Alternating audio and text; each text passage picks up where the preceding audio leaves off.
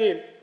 स्तंभ दुसरा शाश्वत उपक्षेत्र पहिले शाश्वत शहरी विकास 2047 पर्यंत राज्याची नागरी लोकसंख्या 70% होणार असून स्थूल राज्य उत्पन्नात या घटकाचे 75 ते 80% योगदान असणार आहे।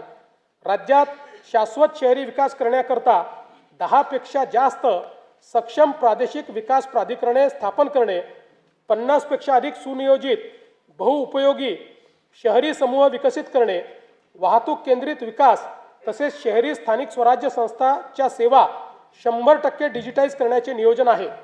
मुंबई महानगर प्रदेशाची अर्थव्यवस्था 2030 पर्यंत 140 अब्ज डॉलरवरून 300 अब्ज डॉलरपर्यंत नेण्याचे उद्दिष्ट ठेवण्यात आले आहे। वडाळा येथे जागतिक दर्जाचे स्टार्टअप आणि इनोव्हेशन हब स्थापन करण्यासाठी 130 एकर जमीन वाटप करण्यात आली आहे।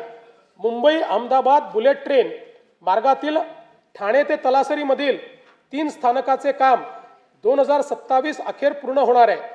बुलेट ट्रेन प्रकल्पाद्वारे निर्माण होणाऱ्या आर्थिक मूल्याचा फायदा घेण्यासाठी विरार, बोईसर आणि ठाणे बुलेट ट्रेन स्थानकाभोवतीच्या क्षेत्राच्या विकासाकरता बृहद आराखडा तयार करण्यात येईल। अटल बिहारी वाजपेयी शिवडी नावासेवा अटल सेतू परिसरात तिसरी मुंबई 3.0 विकसित करण्यात येईल। या अंतर्गत कर्नाळा साई चिरनेर, रायगड पेण आणि नवी मुंबई आंतरराष्ट्रीय विमानतळ अधिसूचित क्षेत्र ही ग्रीनफील्ड विकास केंद्रे म्हणून विकसित करण्याचे नियोजन आहे। वाढवण जिल्हा पालघर जवळ चौथी मुंबई विकसित करण्याचे नियोजित असून त्या अंतर्गत लॉजिस्टिक्स आणि वेअर हाऊसिंगसाठी विकास केंद्रे निर्माण करण्यात येतील। झोपडपट्टी पुनर्वसन प्राधिकरणामार्फत मुंबई महानगर प्रदेशातील 20 लाख झोपडपट्टीधारकांच्या घरांच्या पुनर्विकासासाठी तसेच भाडे तत्वावरील घरांसह 10 लाख परवडणारी घरे विकसित करण्यासाठी बृहद आराखडा तयार करण्यात येत आहे।